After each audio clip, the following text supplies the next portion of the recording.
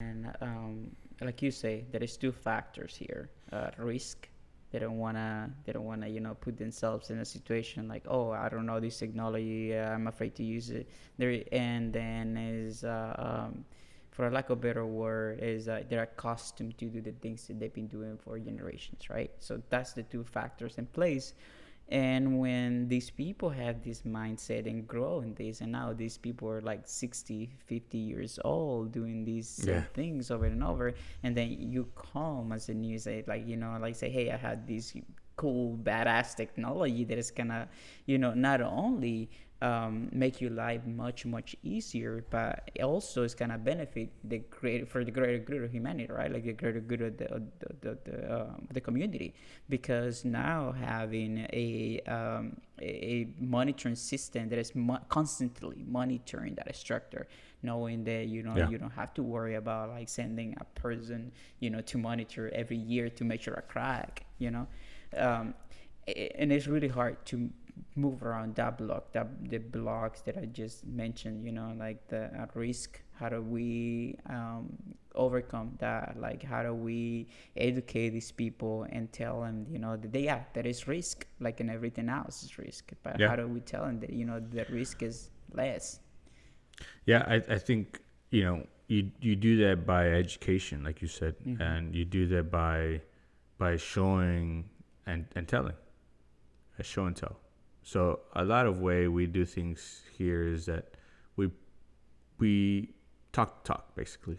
You know what I mean? We show you results, and we go by those results and we stand by those results.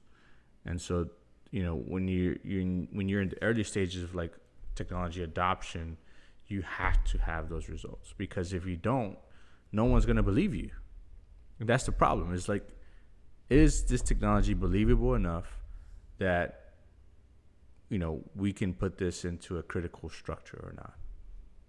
And you might have some cases where people are just not wanting to do it, and but maybe that's your wrong target.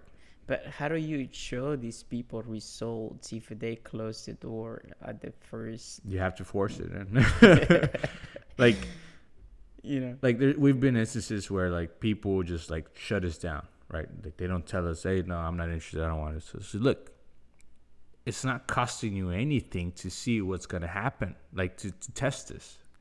I would pay whatever it costs, you know, to show you that it works and it would benefit you. And then I'm not bullshitting. You know what I mean? And I'm here to just do business and help you. Like, give me a piece of the pie, but you get the bigger piece. hmm I just want a piece of that little pie.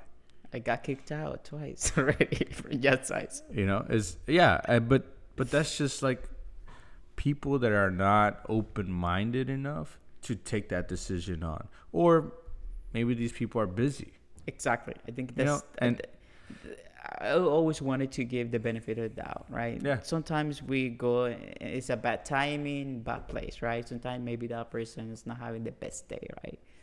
yeah. But There's when you always go those when you go psychology back there. twice and the third time and there's same results, then it's something wrong there. At the end of the day, too, you also got to pick your own battles. hmm Like, if you know that you're gonna lose that battle, don't waste your time on that battle. Okay, so that would be one advice you would give out a fellow entrepreneur to Yeah, listen to us. Like, hey, like if you tried your best in making this work for somebody and they still do not see the value in that, don't waste your time. Time is super, super important for an early stage startup, because you will never get that back. You don't get time back.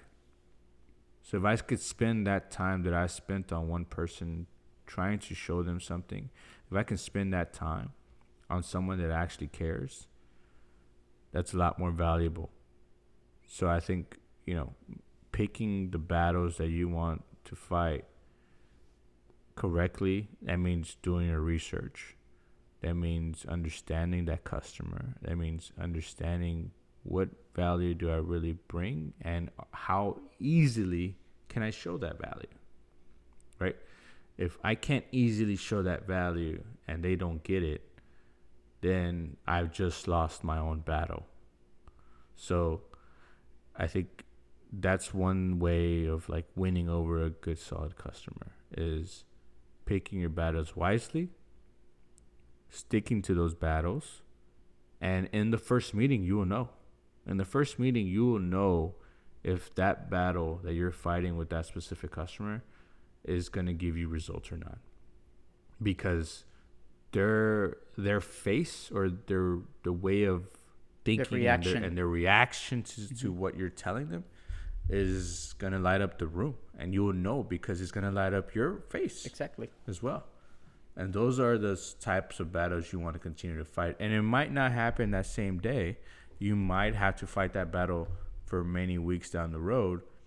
But at the end of the day, that's a battle worth fighting for because you know there's something there, right? And you're not wasting your time. You're creating a relationship now, right? So I think any sales or, those types of, I guess, strategies you can take on and the sales strategy would be, pick your battles wisely. I mean, if I'm going to go out, if I'm in a boxing ring, I don't want to fight a 7-foot, 300-pounder. I'm never going to win, right? Or it's going to be hard for me to win. I want to pick the fights that are either even or lower than me because those are the ones that I'm going to win. And the stronger I get, the more wins I get, the more wins I build up, the more confident I am. And that way now I can beat a Goliath. So it's like building your character through the battles. Yes. Okay, that makes sense. Experiences. Yeah, Getting armed, right? Getting your weapons. You start with you live and you learn. Throwing punches, and then you put the more Because nose. if you start with a Goliath, you know what I mean? then it's gonna destroy Then it's you. going to be hard. Yeah. But start at the bottom and then work your way up, baby steps. And choosing those fights could be some hard. But also researching those fights could be difficult too because you might be shooting for the stars, and you see an opportunity there. But at the end of the day, how are you going to get there? The resources you have to get there, is that enough to close that deal or not? But yeah. Any other advice that